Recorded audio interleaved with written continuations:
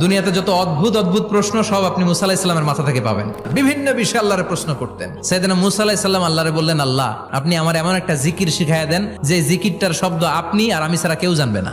দিনে রাতে সব সময় এই জিকির আমি করব, আপনারে ডাকবো, কিন্তু শর্ত হলো এই জিকিরটা জানবে শুধু আপনি আর জানবো শুধু আমি। আল্লাহ বললেন, মুসা পড়ো লা ইলাহা ইল্লাল্লাহ। মুসা আলাইহিস সালাম কয়, মাবুদ এটা তো জাতীয় জিকির, সবাই জানে। আমি তো চাইছি এক্সেলেন্ট একটা জিকির, কারো কাছে নাই, শুধু আমি জানবো আর আমি পড়বো। আল্লাহ বললেন, মুসা এই লা ইলাহাকে যদি এক পাল্লায় রেখে দাও, তাম বিশ্ব, সাত আকাশ, সাত জমিনটারে তুলে যদি তুমি আরেক পাল্লায় রেখে দাও, লা রাজাহাত কাফাতু লা ইলাহা ইল্লাল্লাহ, মুহূর্তের মধ্যে লা ইলাহার পাল্লা ভারী হয়ে যাবে।